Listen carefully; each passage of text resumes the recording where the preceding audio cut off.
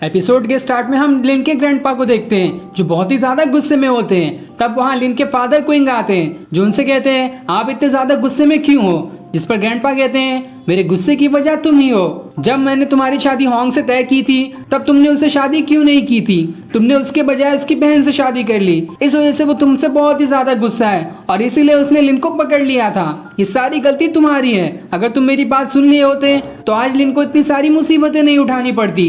यानी कि इसीलिए होंग लिन को पहचानती थी क्योंकि लिन की माँ होंग की बहन ही है। अब ग्रैंडपा आगे क्विंग से कहते हैं होंग हमारे फैमिली की जिम्मेदारी है और मैंने सुना है कि उसे इविल स्पिरिट वाटर पिला दिया गया है, इसलिए मैं जाऊंगा और उसे बचाकर वापस लाऊंगा। जिस पर क्विंग कहते हैं तो ठीक है मैं भी आपके साथ चलूंगा। लेकिन ग्रैंडपा उसे साफ मना कर देते हैं कि मुझे किसी की जरूरत नहीं है, मैं अभी इतना बूढ़ा नहीं हुआ कि मैं अकेले उसे यहाँ ला ना सकूं।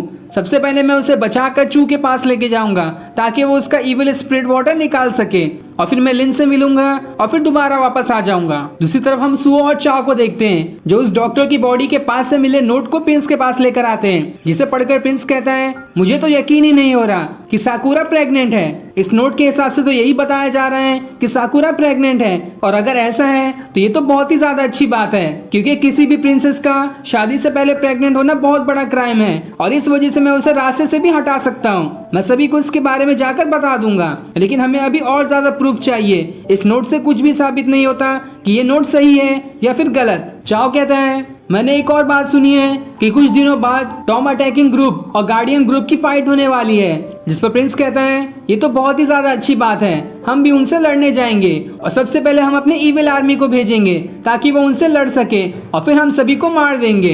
ये तो हमारे लिए बहुत ही अच्छी अपॉर्चुनिटी है। यानी कि ये सब खुद ब खुद इस जाल में फंसते हुए जा रहे हैं जिस प्लान को उस मॉन्क और बाकी सभी ने मिलकर बनाया था। सुओ कहता है हमारे पास इतने ज्यादा लोग नहीं हैं जिन्होंने इविल स्पिरिट वाटर पिया होगा, लेकिन हमारे जेल के अंदर बहुत ही सारे ऐसे लोग बंद हैं जो मार्शल आर्ट एक्सपर्ट भी हैं, इसलिए हम उन सभी को इविल वाटर पिला देंगे ताकि वो सभी हमारे कंट्रोल में आ जाए और फिर हम उनकी मदद से टॉम अटैकिंग ग्रुप और गार्डियन ग्रुप को खत्म कर देंगे। ये सुनकर प्रिंस खुश हो जाता है। इधर हम ग्रैंडपा को देखते हैं जो अपनी पावर का यूज करते हुए सुओ के सारे सिपाहियों को एक ही सेकंड के अंदर मार देते हैं, जिसके बाद उन्हें वो तहखाना दिखाई देता है जिसके अंदर होंग को रखा गया है। पर जैसे ही उसके अंदर जाने वाले होते हैं वहाँ जीरो आ जाती है जो उनसे कहती है तुम तो वही इंक टाउन के मास्टर हो ना। जिस पर ग्रैंडपा कहते हैं तुमने बिल्कुल सही पहचाना, पर तुम्हारे पास जो वेपन है क्या तुम्हें उसे चलाना भी आता है? मुझे तो ये डर है कि तुम उस वेपन को चलाते चलाते खुद ही को चोट ना लगा लो। जिस पर जीरो कहती है लगता है आपको मेरी पावर का नमूना देखने का शौक है,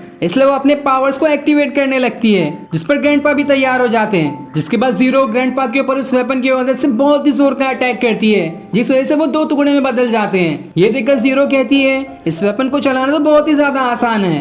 तब ग्रैंडपा उठकर खड़े हो जाते हैं और खुद अपना डुप्लीकेट बना लेते हैं, जिसके बाद उस जीरो से कहते हैं तुम्हें अभी तक इसे चलाना नहीं आया, तुम तो अभी बहुत ही ज्यादा छोटी हो। जिसके बाद वो और भी अपने कई सारे डुप्लीकेट बनाकर जीरो पे अटैक कर देते हैं। इधर उस तहखाने के अंदर होंग सिपाहियों से लड़कर उन्हें मार रही होती है, जिसके साथ वो मोटा आदमी भी होता है क्योंकि अभी कुछ देर के लिए वो दोनों उस इविल वाटर के कंट्रोल से बाहर हैं। पर जैसे ही इन्हें उस इविल की आवाज सुनाई देगी ये सभी दोबारा उसके कंट्रोल में आ जाएंगे और अभी उसके कंट्रोल से बाहर होने की वजह से वो सभी सिपाहियों से लड़कर भागने की फिराक में होते हैं। तभी वहां अंकल आ जाता है जो उनसे कहता है तुम्हारा यहाँ से भागने का कोई फायदा नहीं है, तुम इविल की आवाज सुनते ही दोबारा यहीं आ जाओगे। जिस पर वो मोटा आदमी होंग से कहता है तुम यहाँ से चली जाओ, मैं इसे संभालता हूँ। जिसके बाद वो अंकल से लड़ने चले जाता है। तब अंकल दोबारा से उस इविल की आवाज निकालने लगता है ताकि वो मोटा आदमी उसके कंट्रोल में आ जाए, लेकिन वो मोटा आदमी अपनी पावर की मदद से खुद को बहरा ही कर लेता है जिस वजह से उसे अंकल की आवाज ही नहीं सुनाई देगी।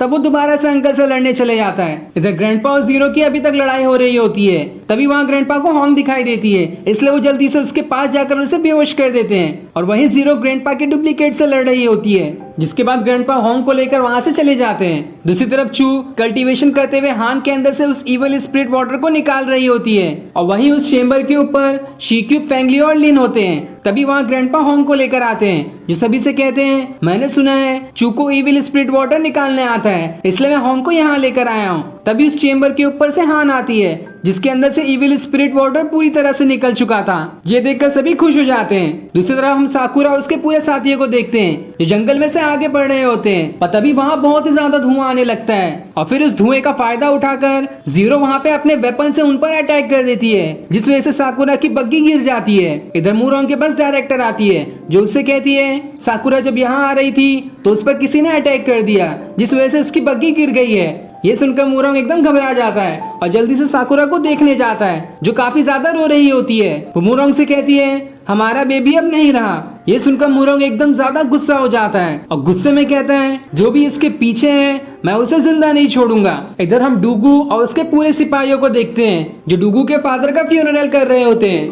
जिसके बाद वो सभी रस्म के हिसाब से एक बाउल में पानी रखकर उसे पी लेते हैं, जिसके बाद उस बाउल को तोड़ देते हैं। लेकिन पानी पीने के बाद ही उन्हें अजीब सा लगने लगता है क्योंकि उसके अंदर भी इविल स्पिरिट वाटर डाला गया था। तभी उन्हें आवाज आती है कि तुम सब तैयार हो जाओ। ये सुनकर डूगू के साथ सारे लोग भी एकदम हिप्नोटाइज हो जाते हैं। दूसरी तरफ हम फेंगलियो की बहन यीजुई को देखते हैं जो वैली ऑफ नो मर्सी के गेट के पास आती है, पर तभी वहाँ के दो फीमेल गार्ड उस पर अटैक कर देते हैं। यीजुई उनसे कहती है तुम दोनों क्या कर रही हो, तुम मुझे नहीं पहचानती क्या? लेकिन तब भी वो उस पर अटैक कर रहे होते हैं। जिसके बाद वहाँ जीरो आती है जो यूजी पे अटैक करने लगती है, जहाँ उन दोनों के बीच काफी जबरदस्त फाइट होती है। तब जीरो उससे कहती है तुमने आखिर इन दोनों के साथ क्या किया है? जीरो कहती है मैंने इन दोनों के साथ कुछ नहीं किया, बस इन्हें इविल स्पिरिट वाटर पिला दिया, जिस वजह से ये दोनों मेरे गुलाम बन चुके हैं। जिसके बाद वो यूजी पे एक जोरदार अटैक करती है जिस वजह से वो दूर चली जाती है और फिर वो उन दोनों गार्ड्स को कंट्रोल करके खुद को मार लेने कहती है, इसलिए वो दोनों खुद को मार लेते हैं। दूसरी तरफ शिकियो, फेंगलियो, लिन और हान सभी उस लेक के पास आते हैं जहाँ पे इन सभी की फाइट होगी। लिन और शिकियो दोनों पानी पे चलते हुए एक हॉल के अंदर आ जाते हैं जहाँ लिन शिकियो से कहती है ये जगह बहुत ही ज्यादा अच्छी है, मुझे इसे दोबारा देखने आना है। तभी उन्हें स्पिरिट मैसेंजर की आवाज आती है जो उनसे कहते हैं कितनी बुरी बात है कि 2 दिन बाद तुम्हारा सपना टूट जाएगा, 2 दिन बाद ये जगह बिल्कुल नर्क की तरह दिखाई देने लगेगी। शिकी उससे कहता है हम मार्शल आर्ट एक्सपर्ट का हर दिन नर्क की तरह होता है तो हमें किसी चीज से डर नहीं लगता। इस पर स्पिरिट मैसेंजर कहता है वो तो देखा ही जाएगा, और इतना कहकर वो वहां से चला जाता है। जिसके बाद ये एपिसोड यहीं एंड हो जाता है। Thanks for watching. 请领老盟主不吝赐教。